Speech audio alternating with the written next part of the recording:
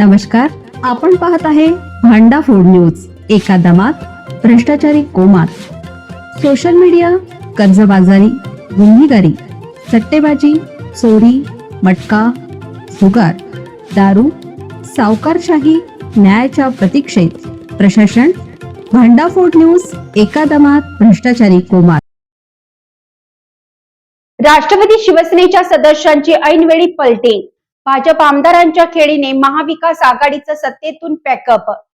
मिरज पंचायत समितीच्या सभापती आणि उपसभापती निवडणुकीत महायुतीने बिनविरोध सत्ता मिळवली.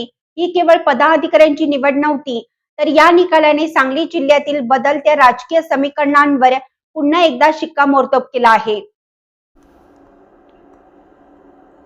विरोधकांकडून एकही उमेदवारी अर्ज दाखल न होणं, राष्ट्रवादी काँग्रेस आणि शिवसेनेतील काही सदस्यांची भूमिका बदलणे आणि भाजपने मित्र पक्षांना सोबत घेत आखलेली रणनीती या सर्वांचा एकत्रित परिणाम म्हणून महायुतीने पंचायत समितीवर सत्ता प्रस्थापित केली आहे. विभागीय आयुक्तांनी यापूर्वीच सभापती उपसभापती निवड रद्द केल्यानंतर नव्याने निवडणूक घेण्यात आली होती. यामुळे या निवडणुकीकडे संपूर्ण जिल्ह्याचे लक्ष लागले होते. मात्र अर्ज भरण्याच्या अंतिम क्षणापर्यंत महाविकास आघाडीकडून एकही उमेदवार रिंगणात उतरला नाही.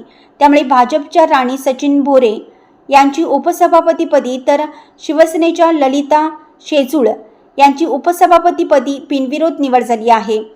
एकूणच मिरज पंचायत समितीतील सत्तांतर हा केवळ एका पंचायत समितीपुरता मर्यादित राहिलेला निकाल नसून बदलत्या स्थानिक राजकारणाचा आणि नव्या समीकरणाचा संकेत मानला जात आहे. आगामी काळात या बदलाचा परिणाम जिल्ह्यातील इतर स्थानिक स्वराज्य संस्थांच्या राजकारणावरही होतो का, याकडे आता सर्वांचे लक्ष लागलं आहे.